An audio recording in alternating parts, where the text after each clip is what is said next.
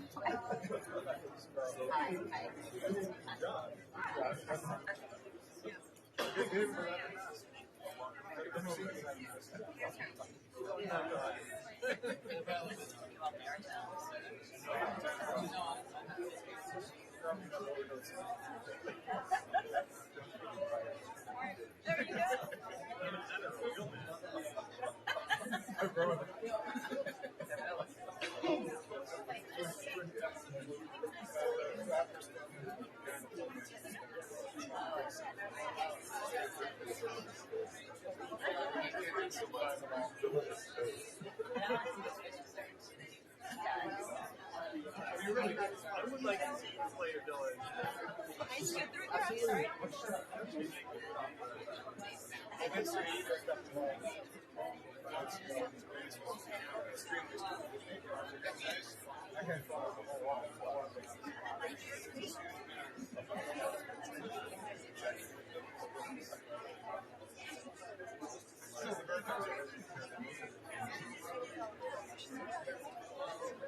I just sent an email to everybody. I think the appropriate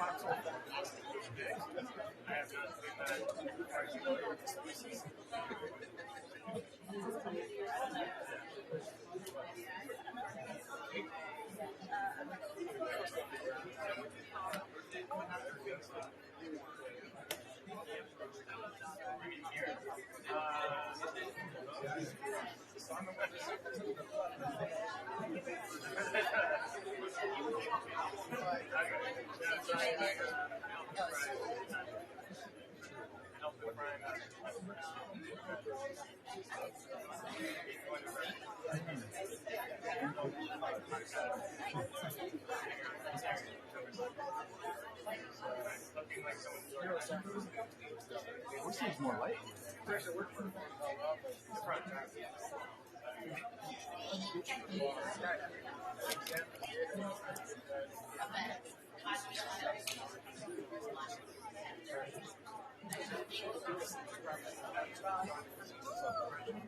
You don't want to cure the disease of plastic.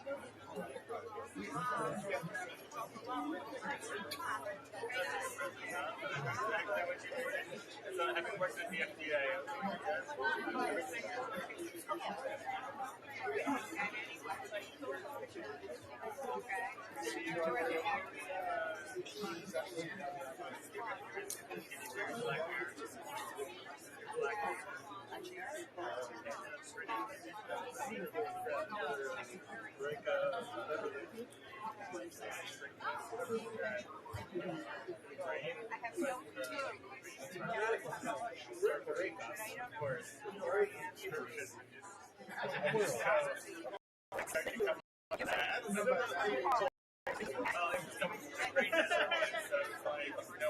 In Hebrew, brain dinner. There was one word was brain dinner or something, but I was part of.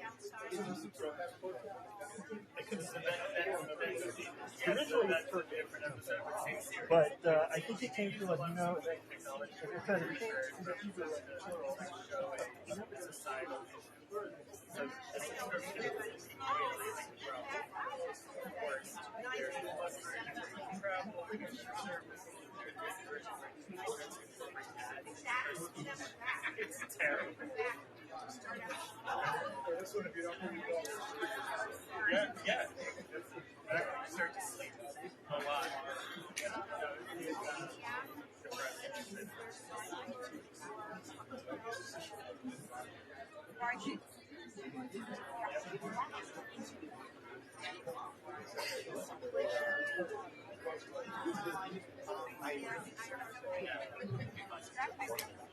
And it was like, well, I would have gone, and they would, so I shared. All right, everyone, please take your seats. And we're going to begin. Welcome, everyone. We begin our 8th annual Congressional Holocaust Commemoration with the American National Anthem led by Senator Rosen.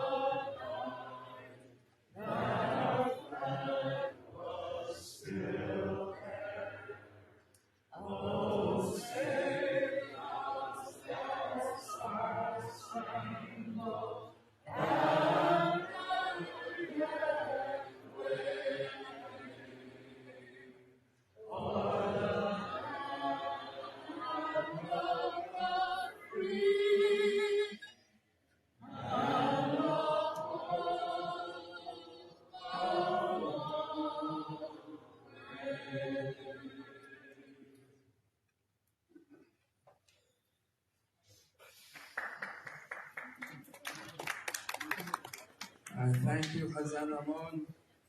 Welcome, members of Congress, Your Excellencies, distinguished guests, friends. My name is Ephraim Katsir, and I'm the Executive Director of Sephardic Heritage International in DC, or SHIN DC.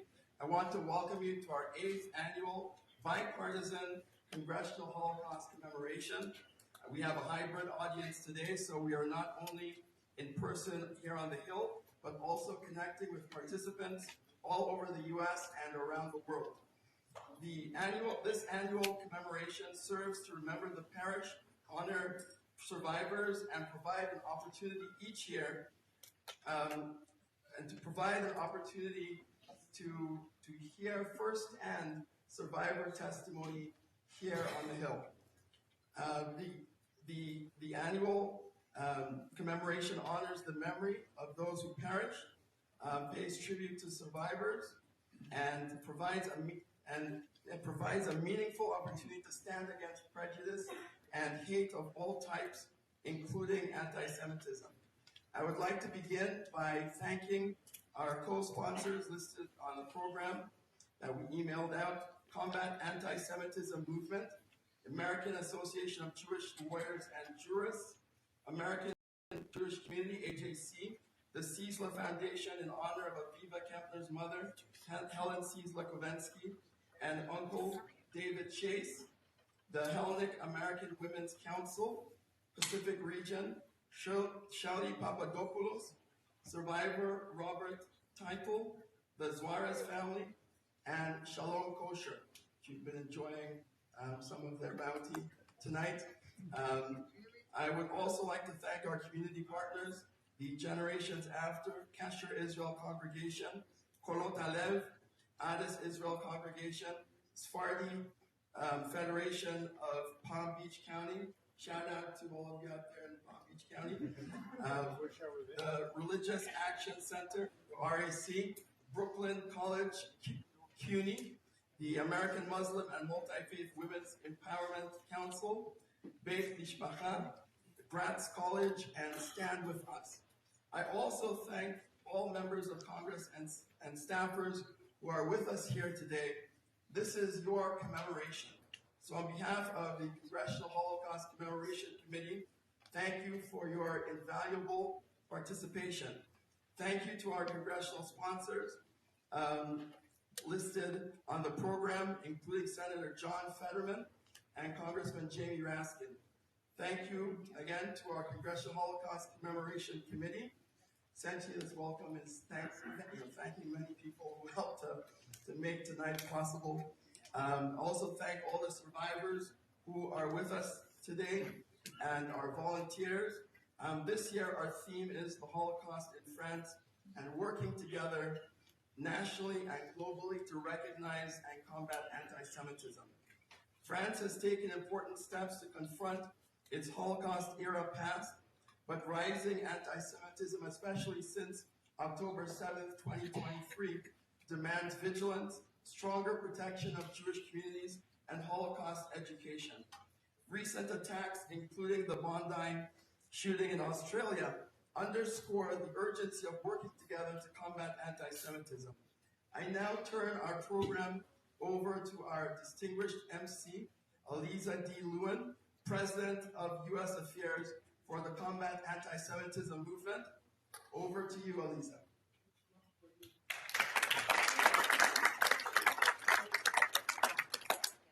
Thank you very much, Ephraim, and thank you all for coming this evening.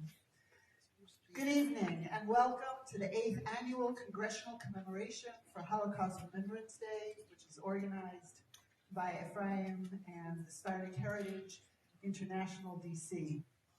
As Ephraim said, I'm Aliza Lewin, President of U.S. Affairs for the Combat Anti-Semitism Movement, and it really is my honor to be your MC for this evening. The theme of tonight's program is the Holocaust in France. In a little while, we will hear from our keynote speaker, Albert Gary, a Holocaust survivor born in Paris, France in 1938. Mr. Gary, who was just a young child when the Germans invaded France in 1940, will share his family's story of upheaval and survival. You will be both moved and inspired by his family's courage and determination. Holocaust commemorations like this one provide us with an opportunity to remember those who perished, to pay tribute to those who survived, to learn the lessons of the past, and to educate the public to recognize the dangers of anti-Semitism left unchecked. We do this so that we will not repeat the past.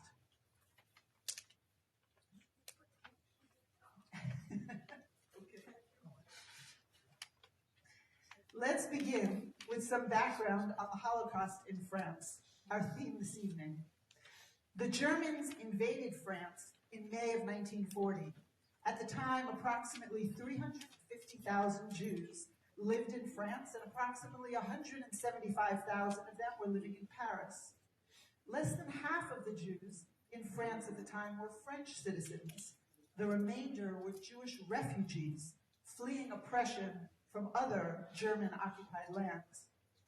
Up until November 1942, the southern and eastern portions of France remained unoccupied.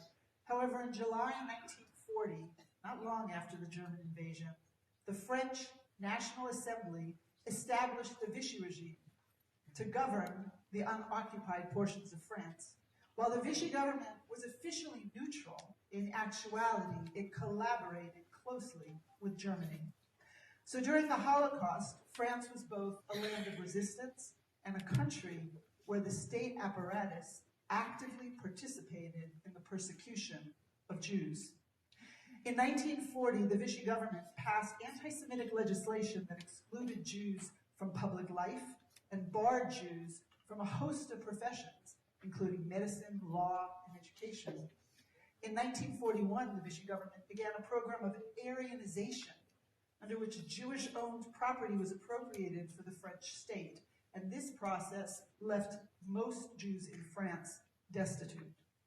In June 1942, the Jews in Paris were ordered to wear a yellow Star of David, and in mid-July 1942, the French police rounded up 13,000 Jews in Paris, held them in a sports arena for several days without food or water, and then deported them to the Drancy transit camp, and from there to Auschwitz. Included among those who were detained at that time were more than 4,000 children. Approximately 75,000 Jews were deported from France to Nazi extermination camps between 1942 and 1944. And of those deportations, more than 65,000 Jews were sent from Drancy to Auschwitz. And around 2,000 were sent to other extermination camps, including Sobibor. Estimates suggest that roughly 75,000 Jews were deported from France, and around 4,000 of those were children, including approximately 2,000 under the age of 6. France has acknowledged this dark past, and that is one of the reasons that Holocaust education is mandated in French schools. The curriculum explicitly includes reference to the Vichy government's collaboration with Germany. However, today in France, the country is plagued by anti-Semitism.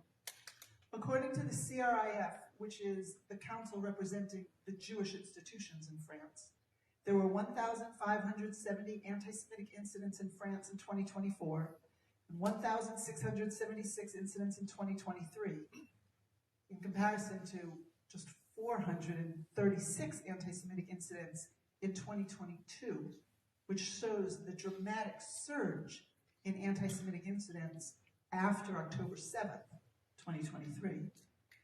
It's not surprising, therefore, that the number of French Jews making Aliyah and moving to Israel has increased in recent years. There were 2,228 French Jews who made Aliyah in 2024, and that increased to 3,300 in 2025.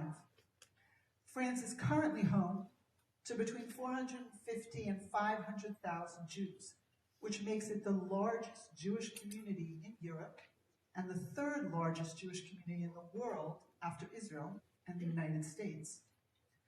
So the question is, has France, and by extension, have we in the United States, learned the lessons of the Holocaust? Right? If educating about the Holocaust, teaching, acknowledging the past, if it's not enough, right, what else must we do? So to effectively address anti-Semitism, we must understand that Jew hatred evolves. The late Rabbi Lord Jonathan Sachs called anti-Semitism a mutating virus. Listening and learning from those who survived the Holocaust alone is not enough, but it can help us recognize the pattern. Hate always begins with biased attitudes. When we fail to address those discriminatory attitudes, that hate does not evaporate. Rather, the expression of that hate escalates. It moves from mere words to actual shunning, then to discrimination, and then ultimately to violence. So to combat anti-Semitism, we must begin by identifying and condemning the biased attitudes. We must call out the vilification and dehumanization of Jews from whichever end of the political spectrum it emanates. We must not allow Jew hatred to masquerade as a political debate. When Jews, the Jewish people, or Israel as the Jewish collective, are demonized and dehumanized or subjected to a double standard, that is anti-Semitism. For the slogan, never again, to have meaning, it's not sufficient for us to merely listen and learn this evening. We must also commit to act. So I ask you all to please commit to calling out and addressing anti-Semitism in all its forms. Thank you.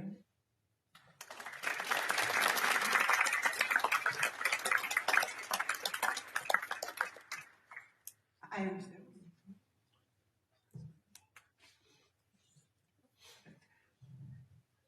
Wonderful. So we have now several representatives who are here, and we're very pleased to have them join us. So first, Representative Mike Lawler, why don't you come up? Thank you, to say a few words.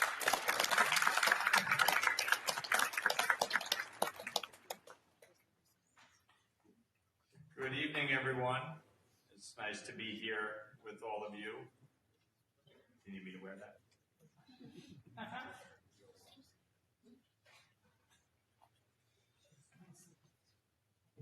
Okay, it's nice to be here with all of you. Thank you for taking the time to come together, and I want to thank the Sephardic Heritage International for hosting the 8th Annual Holocaust Commemoration.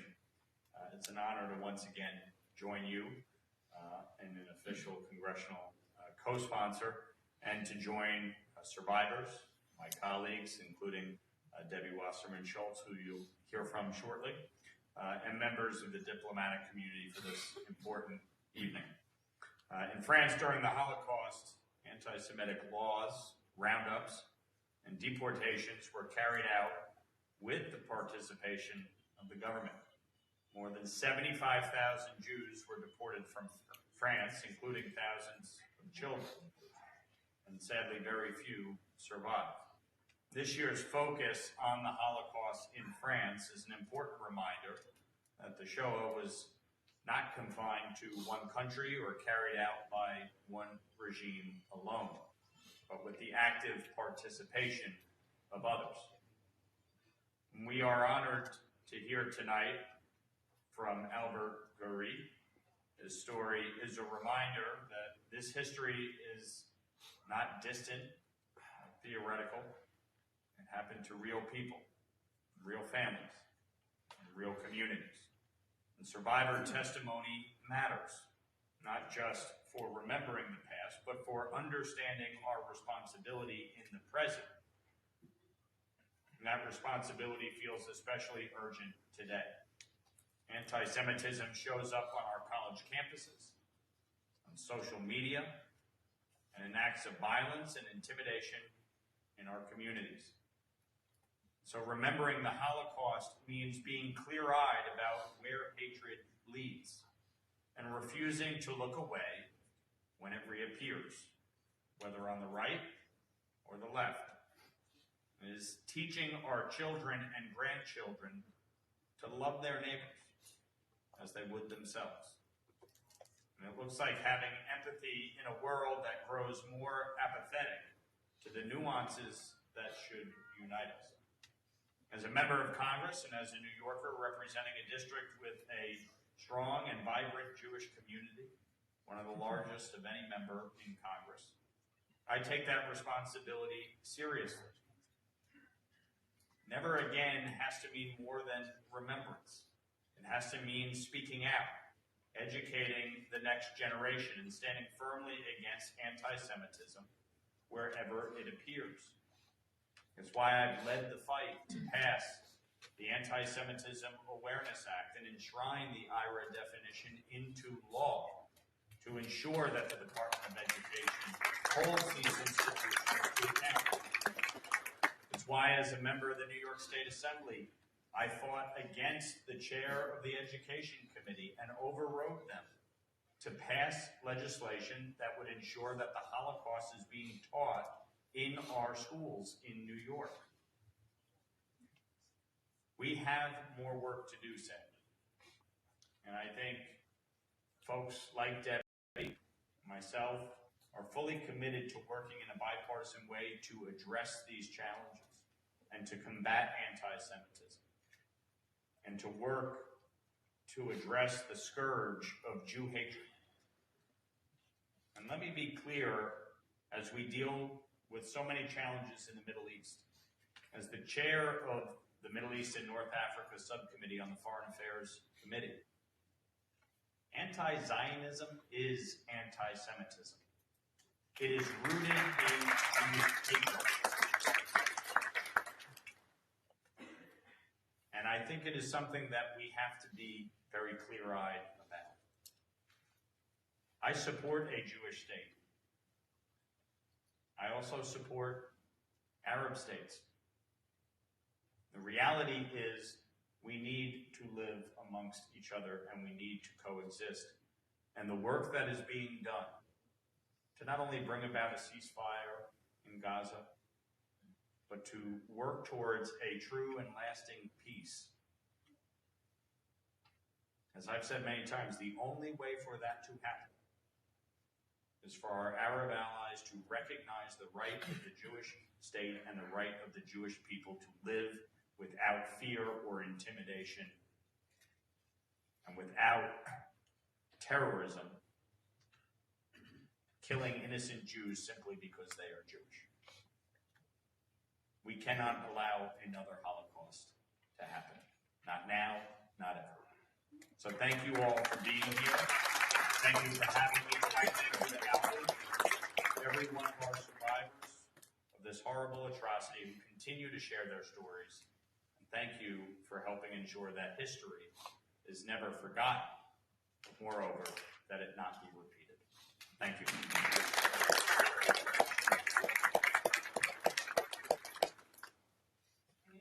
Congressman Lawler, if you would please light a candle in memory of those who perished. And hand over the microphone.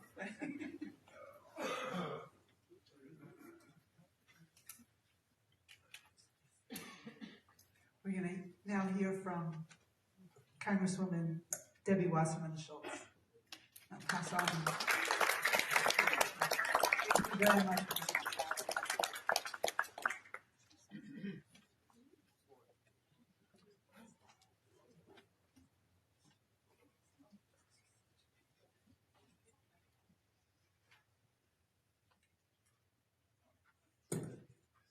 Thank you so much. Although the government reopened a few months ago, apparently we did not pay for all the lights that we had in the room. And even though I know this is a somewhat somber occasion, this seems like the start of a joke. How many Jews does it take to find the light switch to illuminate the front part of the room where your speakers are? I'll leave it to someone here to figure out a humorous answer. But nonetheless, I'm really glad to be able to be here. I am also vertically challenged, so this podium always dwarfs me. But I will soldier on because it is incredibly important for us to be able to come together to observe and commemorate International Holocaust Remembrance Day. And I'm really also glad to be here with you once again with the Sephardic Heritage International Holocaust Organization, because we're at a time when it seems that there is so much darkness. And so we have to look to history for understanding. Payback. Hey, I'm really sorry. I was just kidding. But we seem to have found a light switch. Okay, it was going to some lights on. But I really am grateful to Sephardic Heritage International for organizing this commemoration, and it is incredibly important that we look to history for understanding faith and hope. Thank you very much. I am so thankful to look in this crowd and be surrounded by so many friends and colleagues who stand together in the face of anti-Semitism, including my friend, and I mean friend in the literal sense, Mike Waller, because even though there's lots that Congress doesn't appear to be able to agree on, wow, the fight against anti-Semitism and are standing together in the face of hate, which has unfortunately been spreading virally, is really so critical. It is also inspiring to stand with those who work to keep the memory alive of the 6 million Jews who were murdered in the Holocaust, and the countless millions of others who perished at the hands of the Nazis and their collaborators. What is incredibly disturbing is that we have such a deep and problematic generational issue right now that we must come together as a community and across other communities culturally to solve, and that is that the generation of young people coming behind us either does not know about or believe that the Holocaust actually occurred. And if they are aware that it occurred or believe that it occurred, they disbelieve the volume of murders that took place. They don't believe the 6 million number. They believe conspiracy theories, and the viral spread of that conspiracy spreads across the internet viciously. So we do have to, as a community, come together organizationally, perhaps through the Conference of Major Jewish Organizations, perhaps through other umbrellas, and be able to make sure that we can do everything we can as we are going through a time in which we are going to see the last of our first-hand accounts, individuals who their lived experience is able to be shared. And as they pass on, if we don't do something about making sure we educate the next generation, then never again, and the concept behind it and our commitment to it may not even be possible. And it gives me chills to even say those words out loud. So we also must continue to pay tribute to those who resisted persecution under totalitarian rule, including non-Jews who recognized our humanity and fought against oppression. And I'm also honored to be with you and your guest, Albert Guéry, a French-American Holocaust survivor. His story is powerful, and we are so grateful for his leadership. Tens of thousands of French Jews died in the Holocaust, with nearly a quarter of the Jewish population in France perishing by 1945. That is an astonishing number that we have to wrap our minds around and help people understand the depth of the evil that occurred. The level of viciousness and loss is still unimaginable, but it's the reason why hearing the voice and stories of survivors like Mr. Guéry are so critical. Oh, I'm good. Someone got me covered. Thank you. Only by looking back can we learn from the darkness of the past. When people doubt the truth of the Holocaust to begin with, the moral imperative to never forget loses all meaning. But as we reflect on the anniversary of the liberation of Auschwitz-Birkenau, we look ahead to an uncertain future and face the reality of a meteoric rise in anti-Semitism in the United States and around the world. The Jewish community continues to reel from what seems like more frequent, violent anti-Semitic attacks. They seem that way because that is what is happening. Just last month, Jews were targeted and murdered at Bondi Beach in Australia simply for celebrating Hanukkah publicly. However, in a moment of light, a Muslim man who happened to be in the area, Ahmed al-Ahmed, tackled a gunman, wresting the gun from him and saving countless lives. I had the honor to meet with him and Rabbi Ullman from Chabad Bandai when they were in DC just a couple of weeks ago to share their important message of unity against hate. The theme of their trip here was "The light will win." And that is what we must carry with us and carry forward, that our people have always been able to muster the light from within to ensure that we are able to continue and go from strength to strength. Closer to home, this month, a Mississippi synagogue was set ablaze in what's being investigated as a hate crime, and it surely was a hate crime. And so the fight against anti-Semitism continues.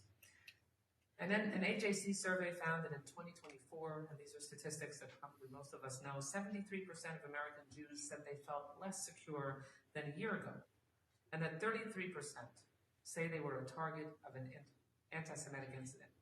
I shudder to ask for a show of hands, but probably nearly everybody in this room could say that they personally had firsthand experience with an anti-Semitic attack or act just in the last year. It is unacceptable that the Jewish community has to fear for our safety if we just want to outwardly embrace our Jewish heritage. Commemorating the persecution of our diverse community, for the last 2 years, I am proud to have introduced a bipartisan congressional resolution with Congressman Craig Goldman to commemorate Yom HaPlitim, Jewish Refugee Day, to bring awareness to the forced exile of nearly 1 million Jews from Arab and Muslim countries immediately after the Holocaust. That is a terribly undertold story that we need to make sure that next generation is aware of. We must all work to ensure that the often forgotten history of Sephardic and Mizrahi Jewish communities lives on. Above all, we cannot abide by public figures, politicians, or parties parroting anti-Semitic tropes and conspiracies that we know from history, and very recent history, result in the death of Jews. I know that together today we are here to reclaim some measure of justice for the millions who died in the name of hatred, and to make sure that that never happens again. Thank you so much for being here today and for having me.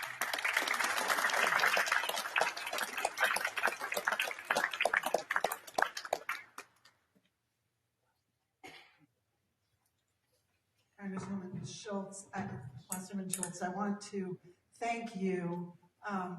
Sometimes it feels that when we try and bring light into the world, it's one step forward and two steps backwards. But your unwavering, yes, exactly, light into the world or into the room. Exactly is what I was thinking and implying.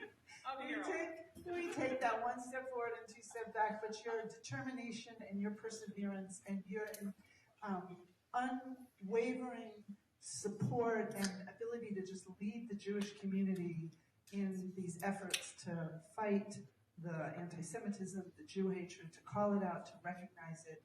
We are deeply, deeply grateful for your leadership and for all the work that you do. So thank you, and thank you for lighting this candle. Thank you.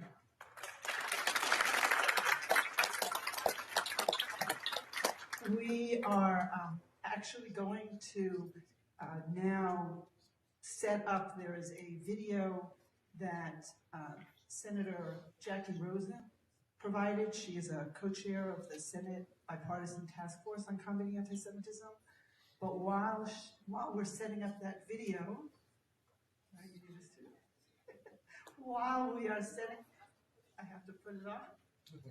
While we are setting up, while we are setting up the video, we now have Congressman Jimmy Petta, who will be coming up to also light one of the memorial candles.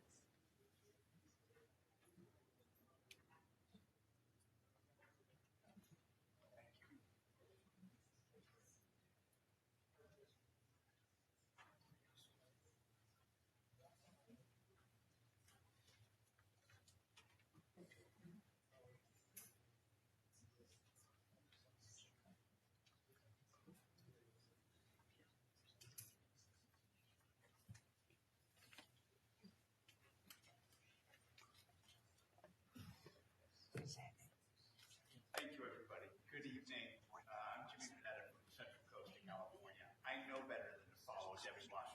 speaking, but I feel it's my obligation to at least say a few words. Obviously, today we remember those who perished during the Holocaust, but at the same time, we also recognize. No, yeah, of course. How's this? Oh, I got to put it on. Okay. Thank you. Appreciate it. We also recognize the heritage that was lost and the families that were lost. But as we light these candles here tonight, we're also recommitted to making sure that nothing like that ever happens again. I don't know if Debbie mentioned this in her remarks, but Debbie and I were in Israel on October 10th, 3 days after the October 7th tragedy.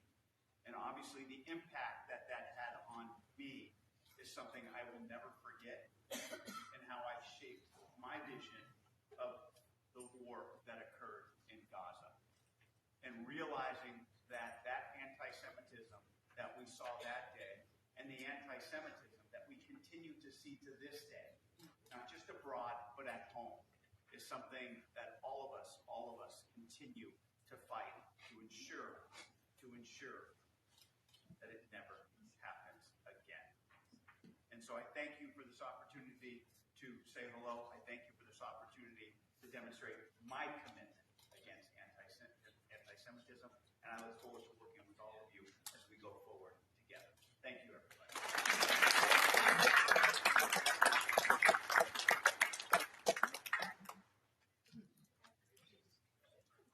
Thank you very much, Congressman Petta. We'll now, and we have the video from Senator Rosen.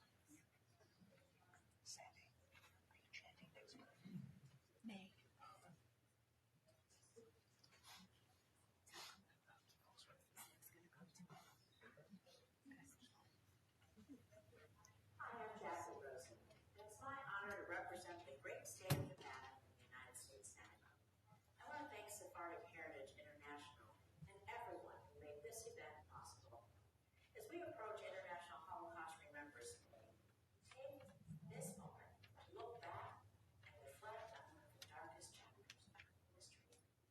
Today, we honor the 6 million Jews and the millions of others who were brutally persecuted, separated, and murdered by the Nazis. We remember the survivors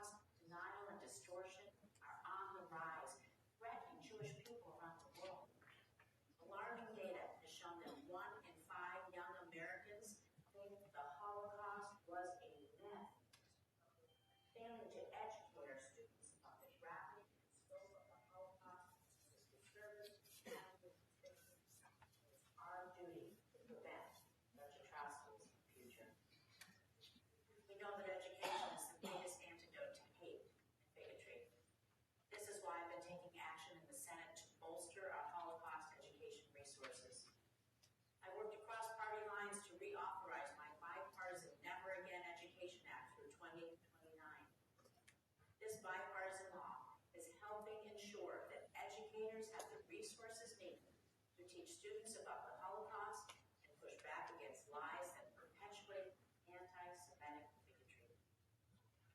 I'm also proud to be the sponsor of the Holocaust Education and Anti-Semitism Lessons Act, or HEAL Act, which would direct the U.S. Holocaust Memorial Museum to submit to Congress a nationwide study on Holocaust education efforts in all states and local agencies, as well as in public elementary and secondary.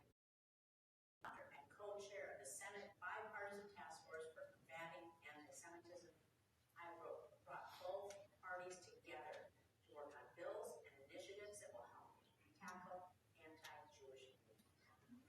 It's incredibly important that this work isn't politicized, and I promise I'll keep working to keep it bipartisan.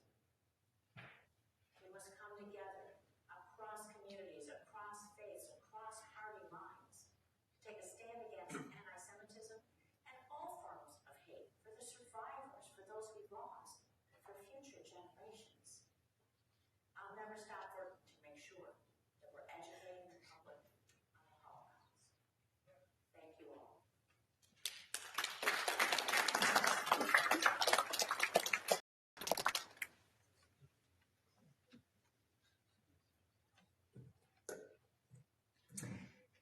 It's now my pleasure to introduce our keynote speaker tonight.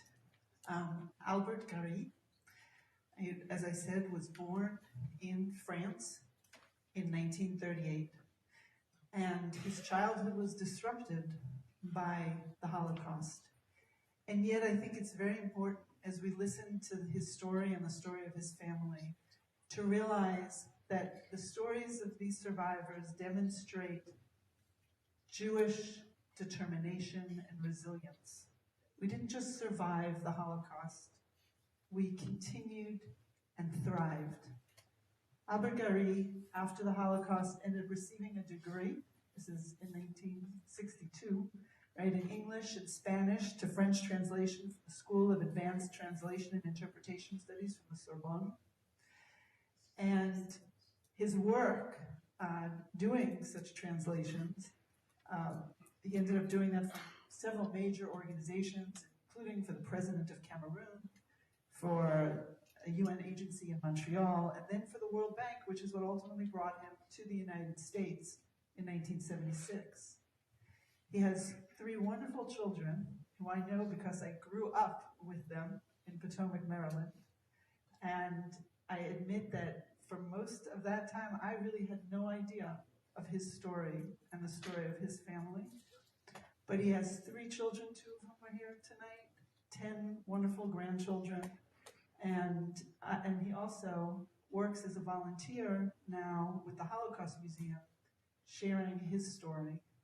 And so, as an example, right, as I say, of Jewish resilience, which shows us how from pain it can move forward to hope, I bring you Albert Gary. Thank you.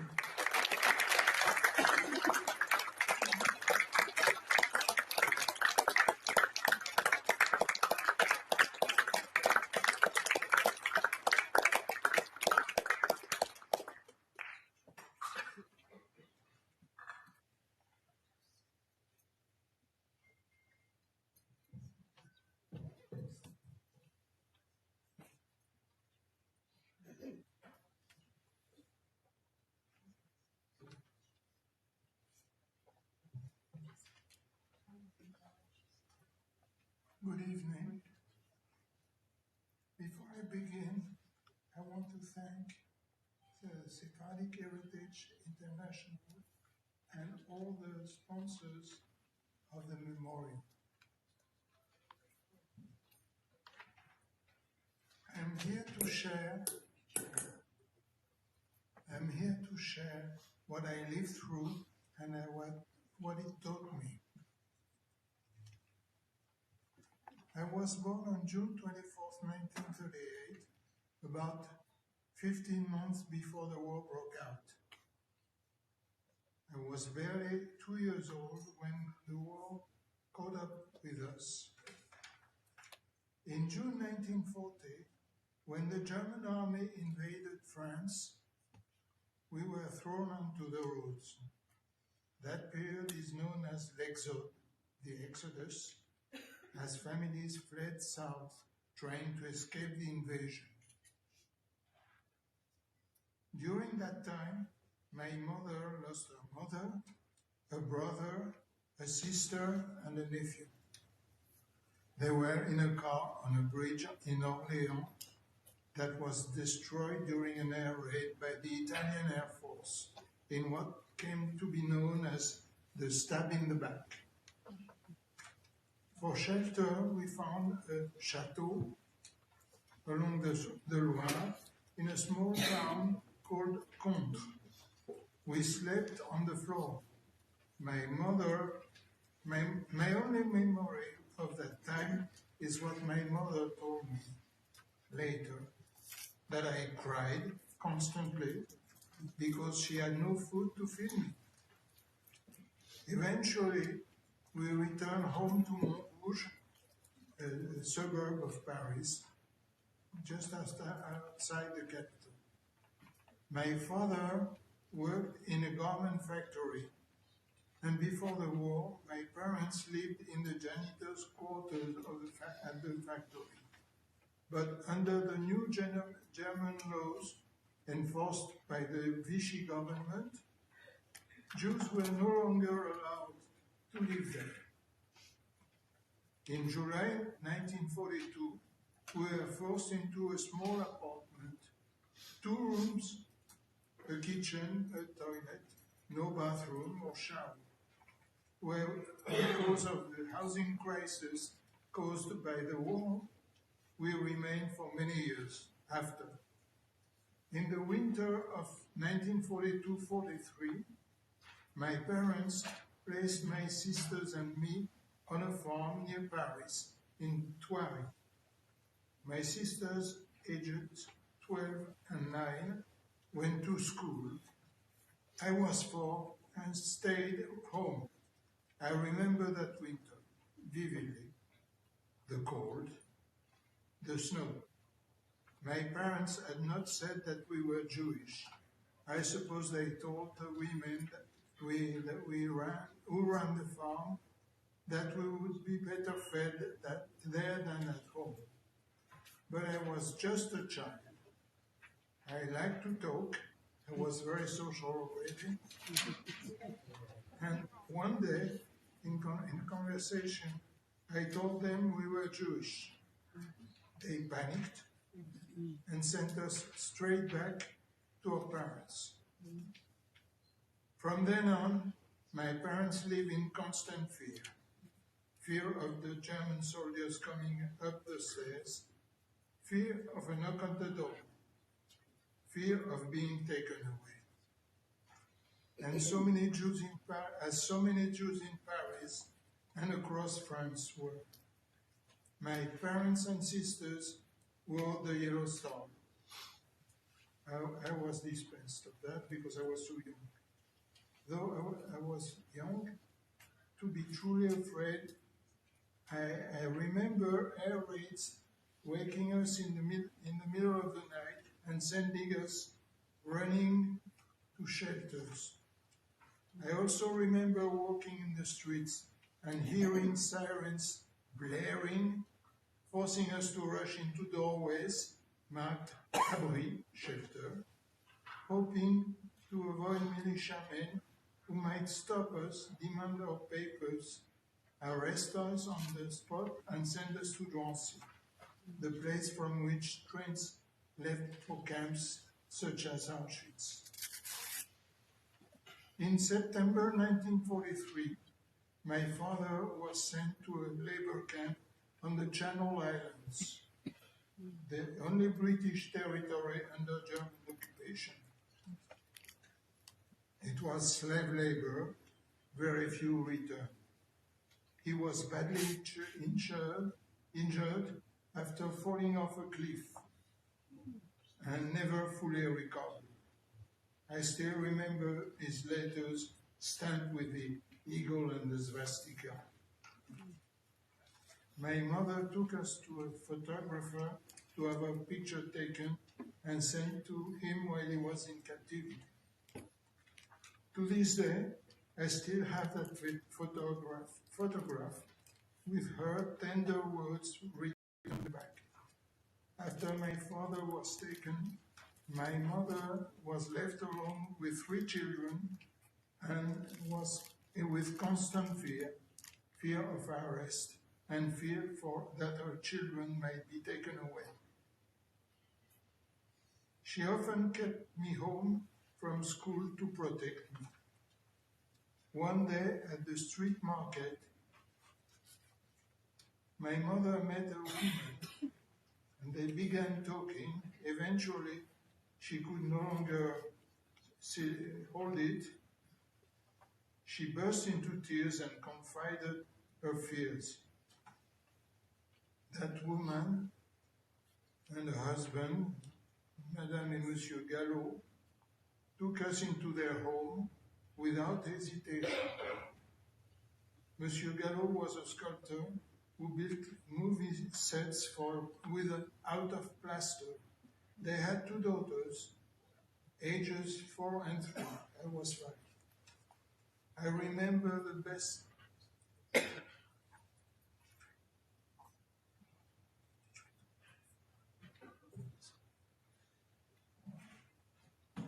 I'm going to try to move this forward. This might help in terms of the lighting.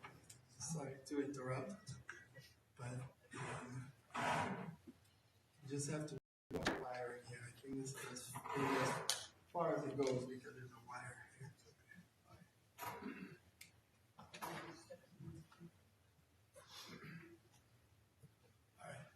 I remember the best hide-and-seek games in the warehouse where those movie sets were stored. The Gallows risked everything. They hid us for more than 6 months. They lived in a small house, in a small street in Montrouge, mostly inhabited by artists. Everyone knew everyone, and one sculptor and his wife were German sympathizers. When they discovered that the Gallows were hiding Jews, the lady asked Madame Gallo, "When are you going to get rid of that scum?" We were the scum. At that point, my mother and the Gallows realized it was too dangerous for us to stay, so we returned home. And so, one night in June 1944, there was a knock on the door. I woke to the commotion. My mother was crying. 2 French police inspectors told her they had come to take us away, but instead said they would report that they had not found us and warned us to flee because the Gestapo would soon arrive to seal the apartment. I don't know whether I can call them angels, but to us, that's what they were. The warning was clear. We had to leave. My mother dressed me, took my sisters and I, and ran to a social worker she knew for help.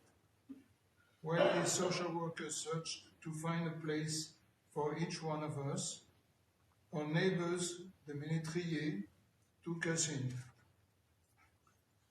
Monsieur Ménétrier was a blacksmith making wrought iron banisters, and she worked in a printing press. They were communists. She was hardly educated, but she had a very big heart. He was a fugitive, having refused forced labor in Germany. They worked night shifts, and we slept in their bed while they were at work. When they would come home in the morning, we got up so they could sleep. Then there were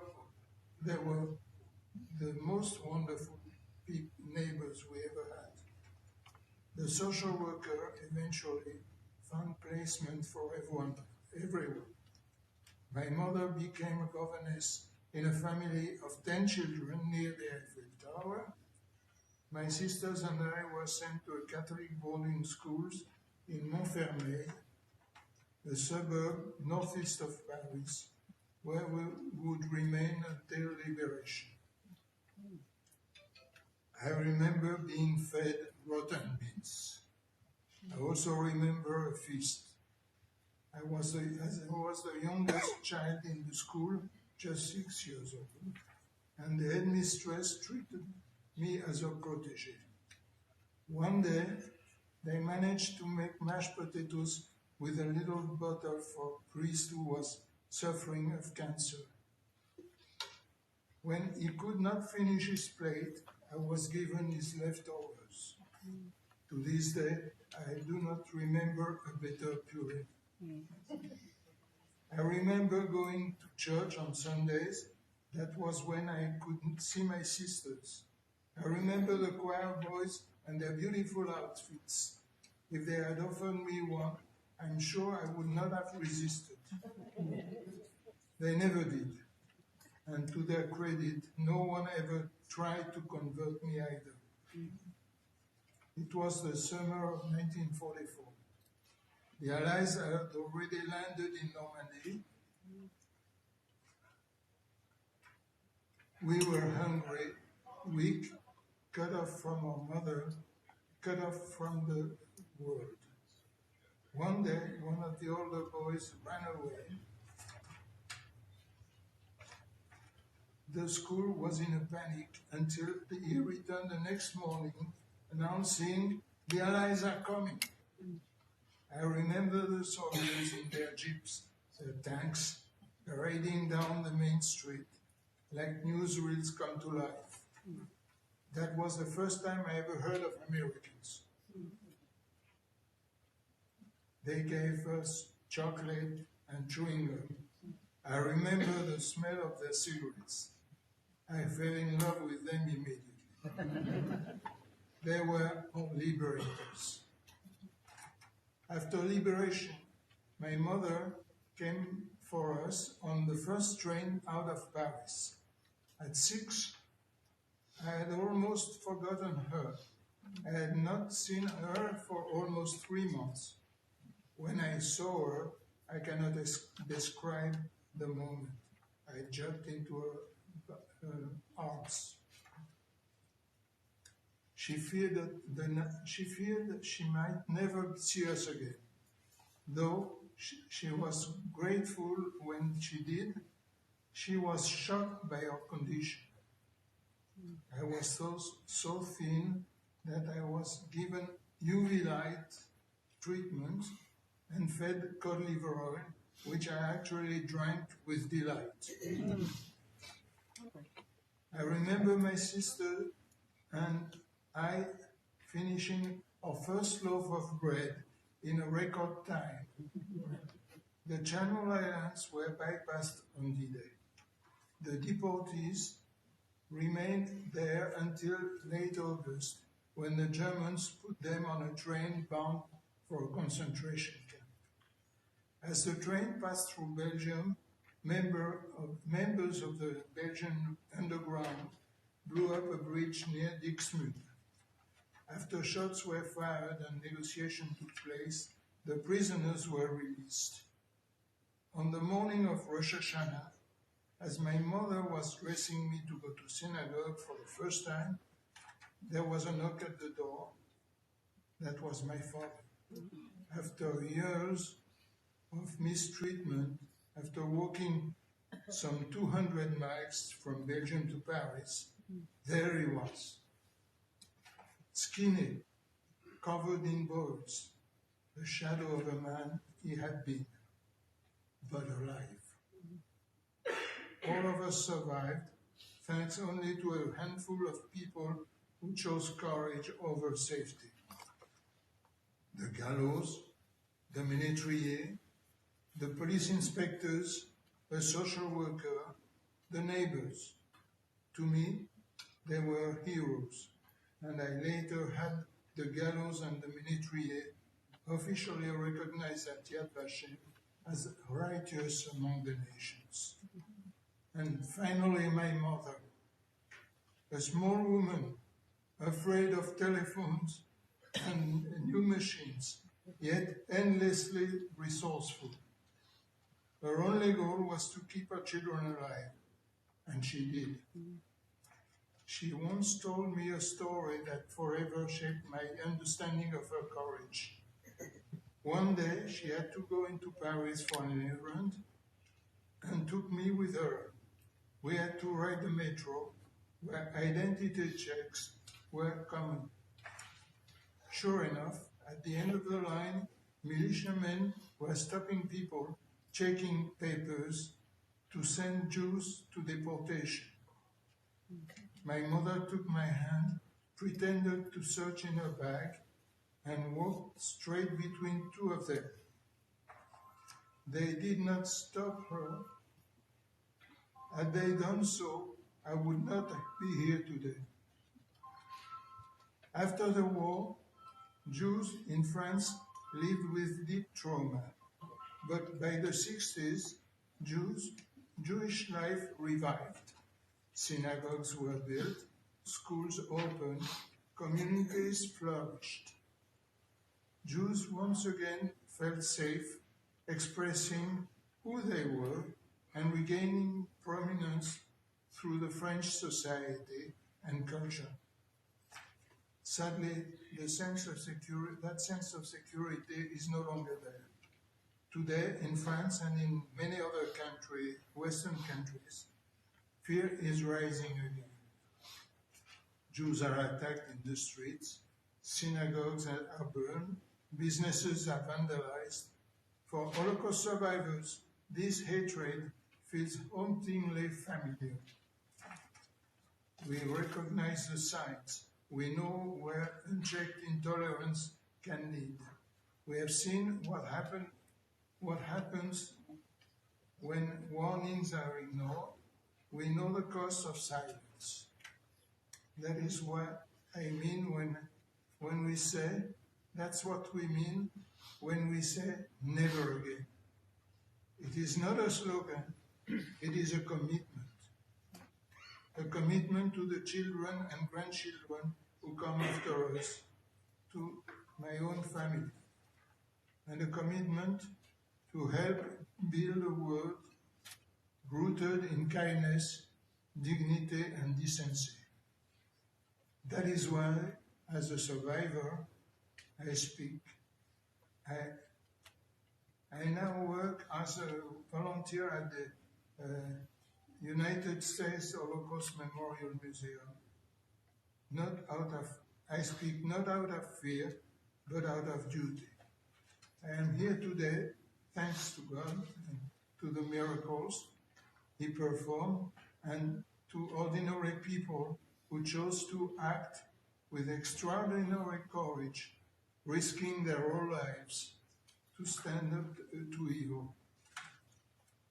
There were sparks of light in a time of deep darkness. That is the lesson I carry, and the lesson I give with you today. Thank you.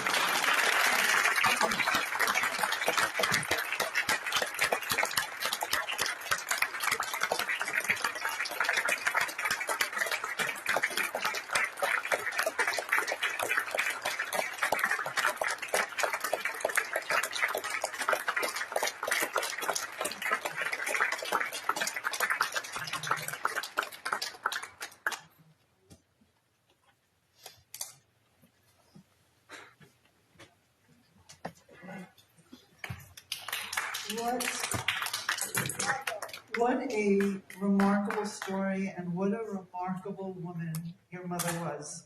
A true, true heroine. As a mother, I find it impossible, difficult to even begin to imagine the terror. You talk about the French police coming to the door. How do you protect your children and that fear? And then being able to maybe breathe a little bit when you think that you have found a temporary respite, a place where your children can be safe, but you're separated from your children. and you're separated from your husband, and you have no idea, you have no way to communicate, to hear from them, to know how they're doing, to know what has happened to them, and then to be able to be reunited with your children, but as you say, to see them in a condition that pains you, to realize what they endured as children. But then, as you say, also the story of your father coming home, Erev Rosh Hashanah, right? What a blessing that year. And for him to have had the strength to walk, to endure what he endured, and then walk from Belgium to Paris and be reunited with you. Unimaginable, unimaginable. And so I wish you great blessing. I wish you continued good health and strength. And may you continue to have much nachat, much pride and joy for your children and your grandchildren. And may you live in the world.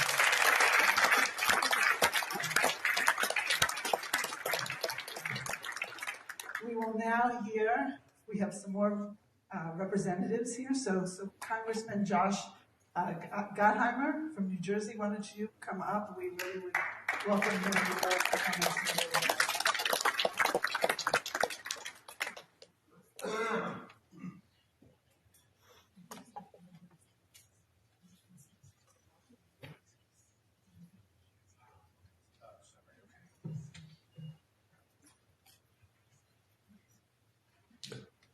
Good evening. Albert, that was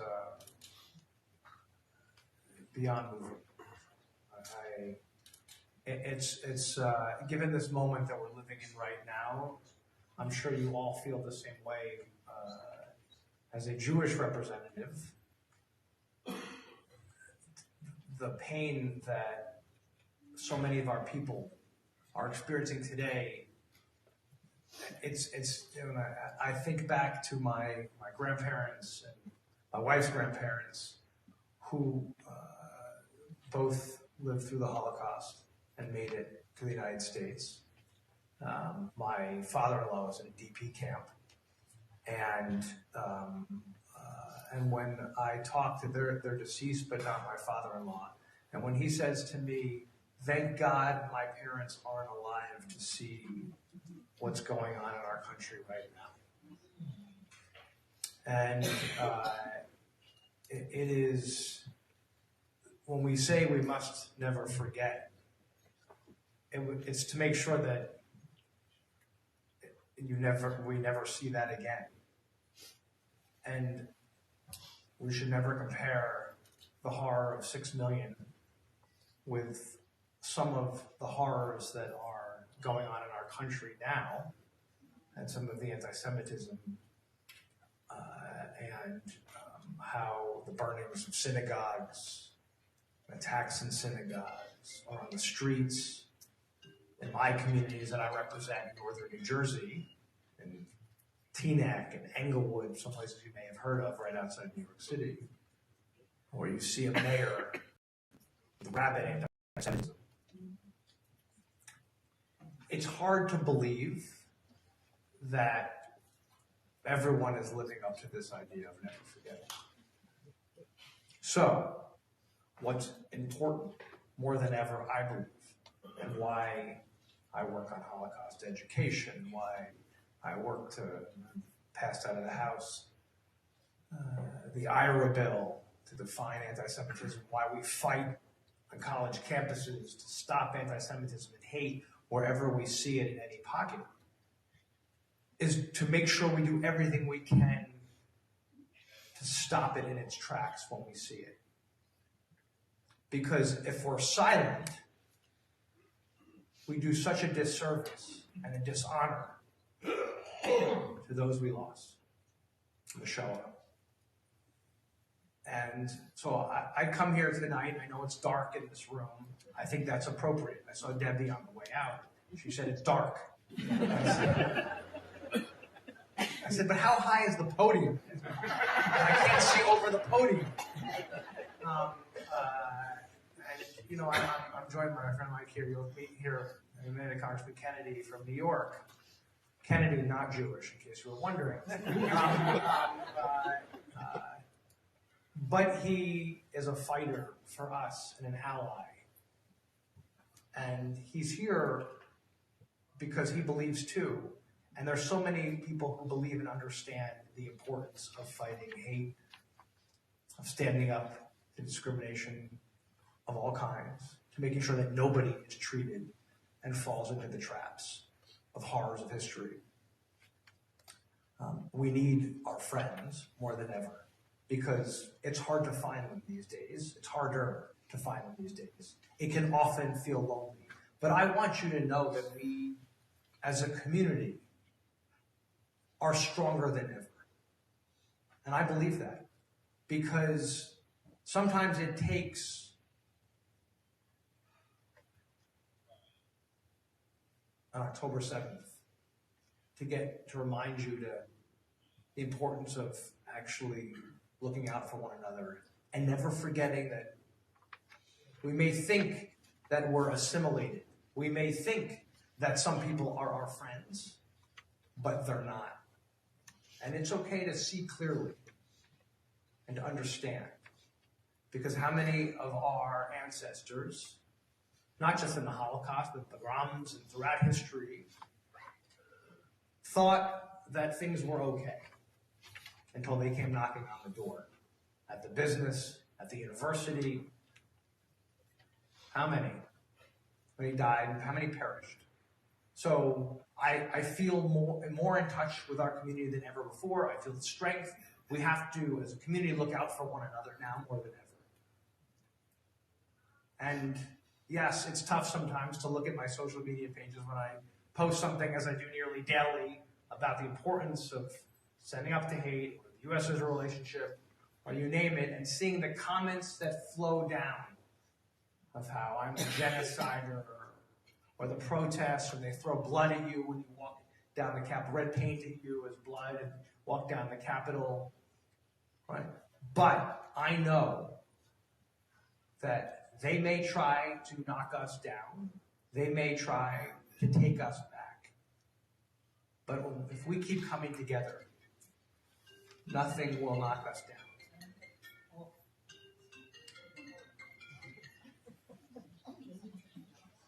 Don't worry, Mike. Don't worry. It's fine. It's probably God calling. It's good.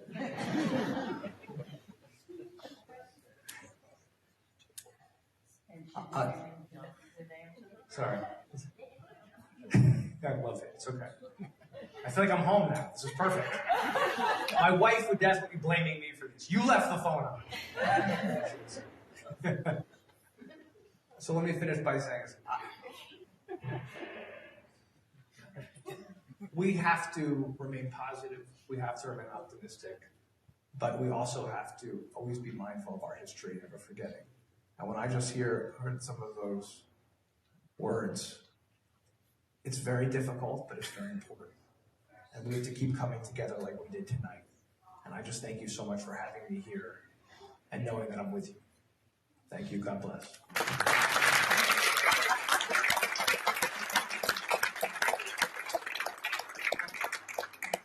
God bless. Will you light a candle? And thank you very much because you have been an unwavering, steadfast voice against anti-Semitism, calling out the anti-Semitism, demanding action, whether it be on the university campuses, insisting that we recognize all forms of contemporary anti-Semitism in terms of the IRA definition, calling it out from wherever it emanates, right-wing, left-wing. Thank you. Thank you for standing and leading. We are grateful. I won't stop. Thank you so much. And now, as Representative Gottheimer said, going to hear from Congressman Timothy Kennedy from New York.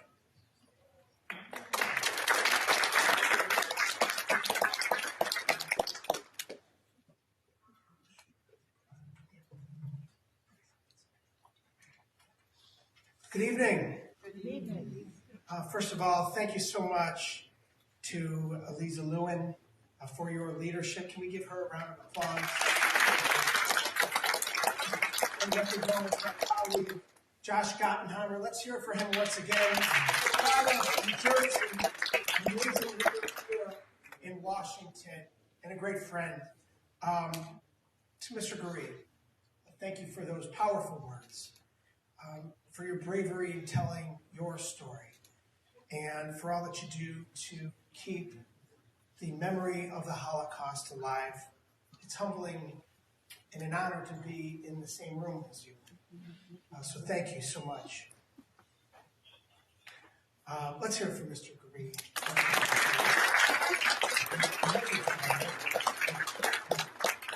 You know, I got to just correct my colleague, Congressman Gottenheimer. He said, you know, Kennedy, he's not Jewish.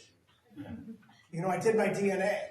I come from the New York State Senate, so I represent Buffalo and Niagara Falls in Western New York, the 26th Congressional New York.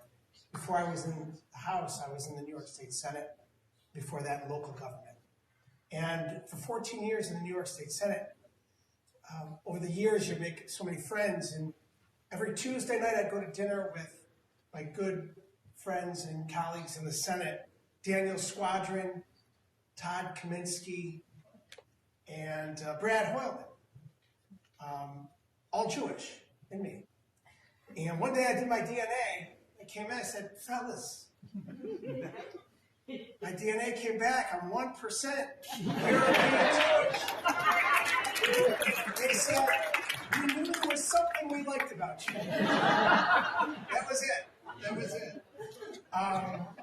So it's really wonderful to be here with all of you. And to the leadership of the Sephardic Heritage International DC, thank you for your hard work in organizing this annual event once again, ensuring that we never forget. This year will mark 81 years since the liberation of the camps, bringing an end to one of the darkest times in human history that led to the systematic murder of 6 million Jews and another 5 million from other persecuted groups. My grandfather, Charles Wilson, fought in World War II in the European front.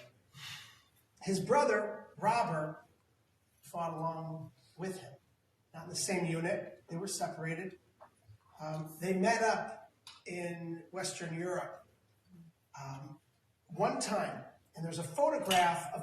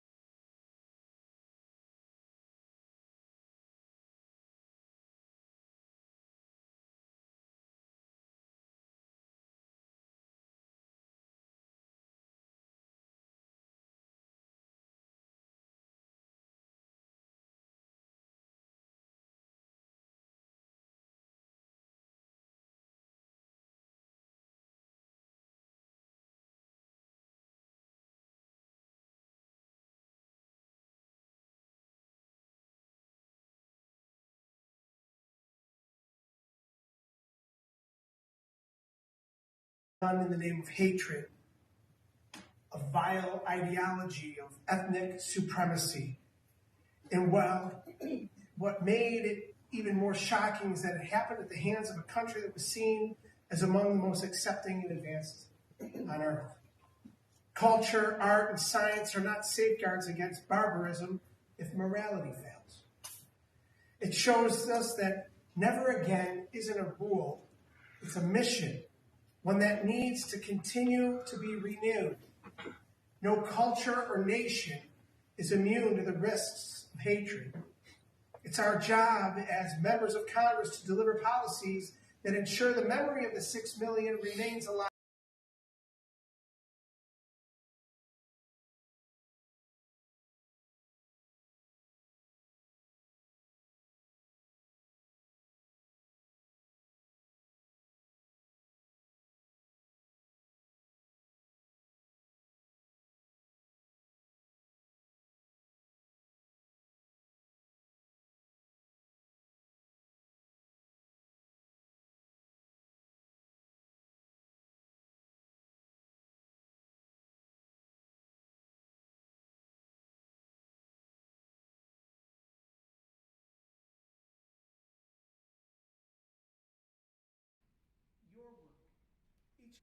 your work, each and every one of you, is educating the next generation. Each and every one of you is educating the next generation. It's keeping the memory of the 6 million alive, and in the shadow of the celebration of Martin Luther King Day, as Dr. King said, it's helping to bend the moral arc of the universe towards justice. When we choose solidarity over division, we're proving that the human spirit is far stronger than those who would seek to break it.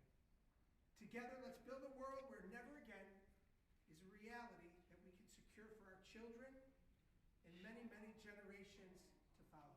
Thank you for the honor to join us here tonight.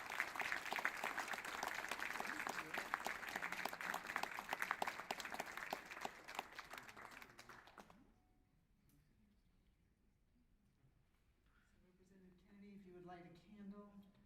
I want to thank you, thank your family for service, and thank you for standing so strongly and firmly with the Jewish community. We know that it's about more than that 1% of the DNA.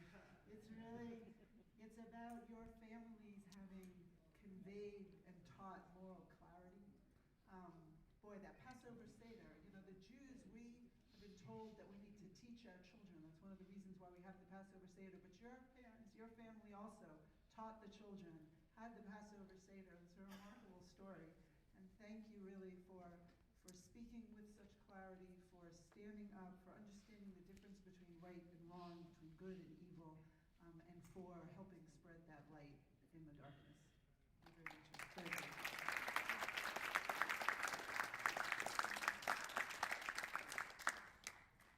I now want to call Shri Daniels. Are you here? Yes, there she come up she is the Senior Advisor now at the State Department in the Office of the Special Envoy to Monitor and Combat Antisemitism.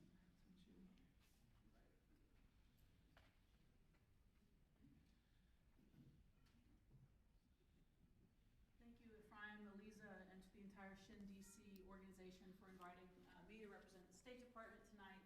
I do work for the newly confirmed Special Envoy to Monitor and Combat Antisemitism, Yehuda Kaplan. Ambassador Kaplan couldn't be here this evening, but please know that he is fighting, and he will be fighting and struggling together with people across the aisle and across lines of faith, across lines of party and faith, to create coalitions that will combat the surge of anti-Semitism globally. His remit is, of course, to combat anti-Semitism overseas, since we're in the State Department. Leo Terrell, who's there on the board, is doing the domestic task force to combat anti-Semitism. So what is it that we can do? I think some of the representatives and Senator mentioned, Senator Rosen and others tonight have mentioned the legislation, but there's also all of our embassies in 193 countries overseas. There need to be coalitions, and in Special Envoy Rabbi Kaplan's position is there need to be consequences for countries that don't uphold their obligations to combat anti-Semitism. There need to be consequences for countries that don't protect their Jewish communities. It is not okay. What has been happening is not okay. And so that starts with coalition building and also combating the ignorance that fuels anti-Semitism.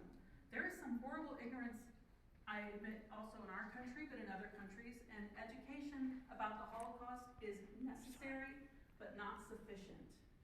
I think that we've learned, and I was the Holocaust envoy before, I'm now in the other envoy's office, but at the time when I was the Holocaust envoy, of course I'm an advocate for Holocaust education. We don't know enough, and the ignorance will work against us in the long term. It will work against us and our partners and allies. But actually, it's not really the feeling we want from our allies around the world, some of whom were born and never learned about the Holocaust in the countries where they live. What we don't want is shame. We don't want their pity.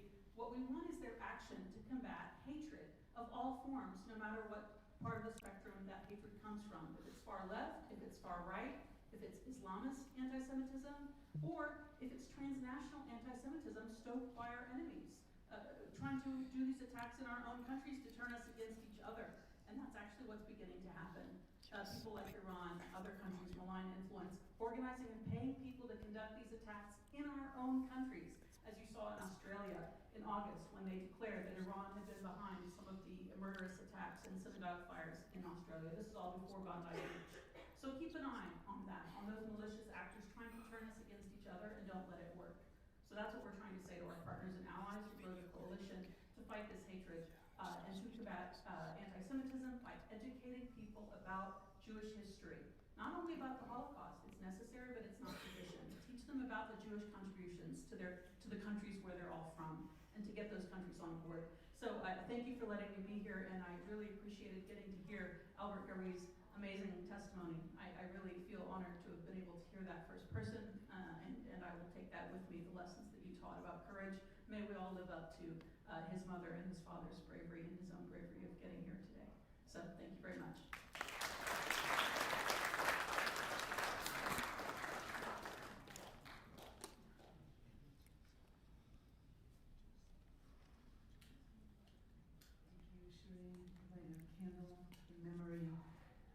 And thank you very much for the work of the Special Envoy's office, and as you say, for calling on those around the world, not just to listen, but to actually act, right? It's not enough to just say never again. We actually have to take concrete steps to address the anti-Semitism that we see spiking around the world. We are fortunate to have foreign diplomats here too, not just representatives from the United States. And so it's really my honor to invite Agnes Vandermeer, who's the Deputy Chief of Mission for the French Embassy, for the Embassy of France, to come and deliver a few words. Thank you.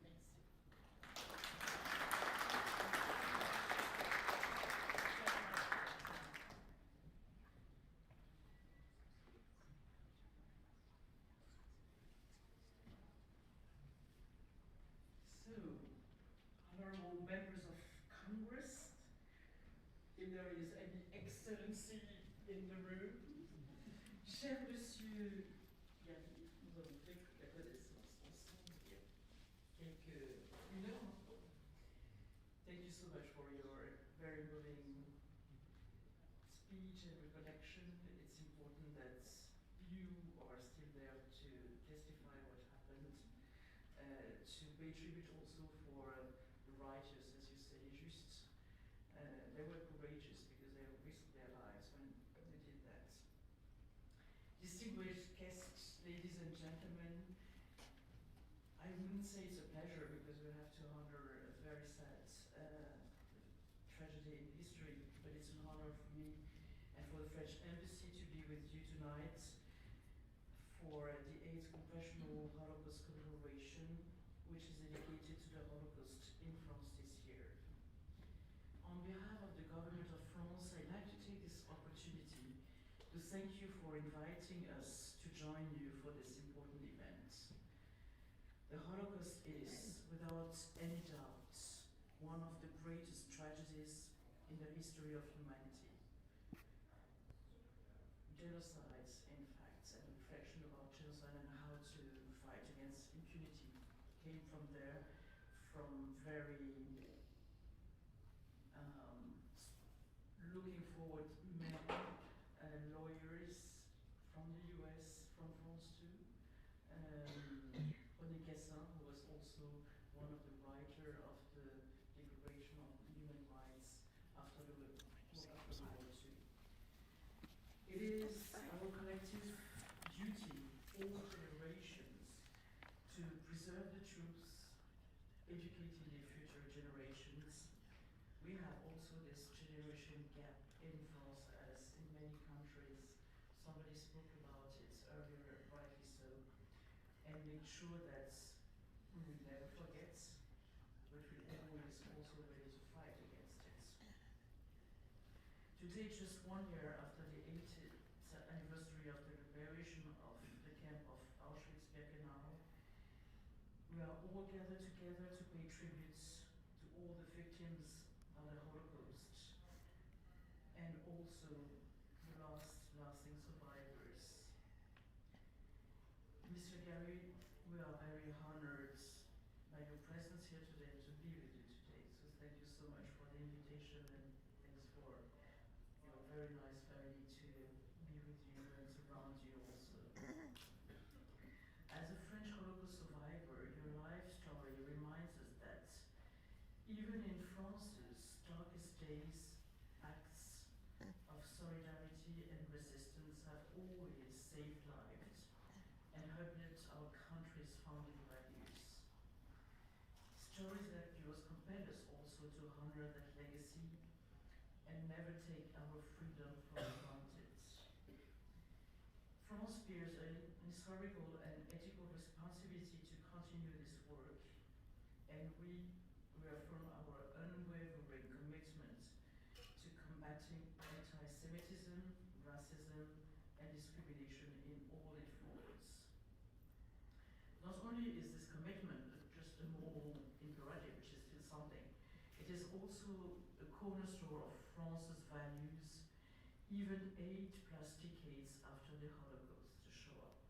Together with our partners and the international community, we are looking to implement effective policies on these issues. It's also protection of sites on the ground, synagogues, schools, people, of course, because you mentioned, and rightly so, unfortunately, that there were Jews attacks on the street, something that we haven't seen for many decades, and we don't want to see.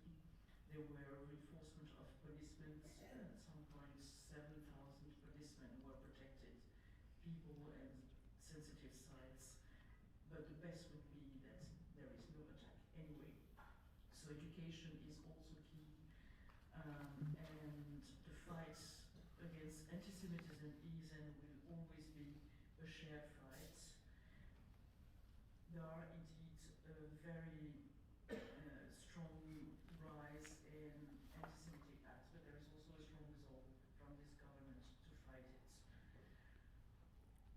So today this fight is all the more crucial as I said, we see anti-Semitism attacks on the rise, and it is an attack on our society's values and our very identity. There is, I can't remember what for his opposition to the war in Iraq, but he said that any attack on Jew is an attack on the French Republic, and I think that should still guide us for that. So, as we speak, survivors are less and less with us. Indeed, education is key, and we should not forget that, and it has been said, so I will be very short, what is intolerable is often rooted in intolerance, and I would say intolerance by ignorance. Anti-Semitism is a product of discrimination, hatred, and violence. And anti-Semitism is a serious threat to social unity in our democracies, and I would say France in particular, because it is at the core of our what brings us together French. Hate speeches and acts have been indeed growing ever since October 7th terrorist attacks. Nowhere, unfortunately, in the world is safe.